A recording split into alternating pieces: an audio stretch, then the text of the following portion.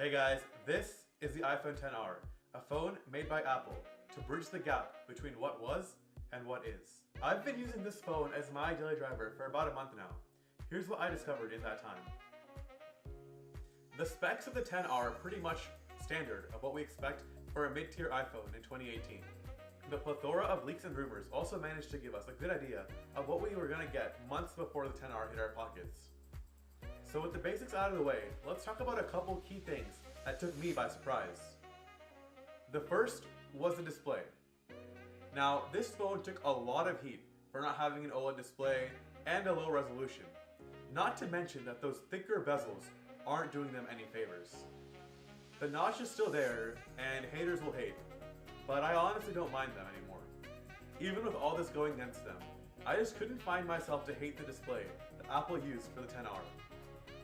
Now, a lot of complaints arose simply by looking at the specs on paper, but when you actually start using the phone, all of that goes away. An average user will have a difficult time differentiating between the XR display and that of other iPhones. The truth is that Apple has focused on the quality here and given us a display that's become hard to argue against. One thing that did slightly bother me was the lack of 3D touch. After years of using the force response to access things in iOS, it feels weird to go back. Now let's move on to my favorite part of the phone, battery life. This phone managed to take me a whole 2 days with moderate use, which was way more than I expected.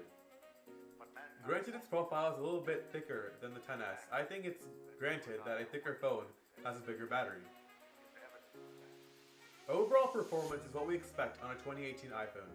60 FPS gaming is easy, and I feel like power users and normal users will both find this phone to be comfortable.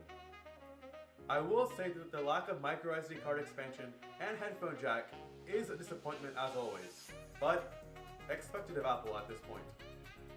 Face ID is still built into that notch, and it works just as well as it does on the other iPhones. Animoji is of course also present, making texting and messaging just a little bit more fun as well. The camera on the XR is not a double package, but it is in no way a bad shooter. Portrait mode is a bit different and relies mostly on internal processing, as opposed to the external allowed by the double sensor on the XS. It is limited to just people, but other than that, no real gripes come with the camera. The Pixel, of course, will remain my favorite camera on a smartphone this year, but Apple surprised me with the added sensor they threw on this phone. All in all, it's important to realize that Apple meant for this to be an affordable option to the iPhone XS. It is a couple $100 cheaper, and it's pretty important to take that into consideration. For the lower price, you're getting almost all the same specs, the same iOS experience, a bezel-less display, and a competitive battery life. So if you're in the market for a brand new iPhone and don't want to fork out too much cash for an iPhone XS, the iPhone XR may be the way to go.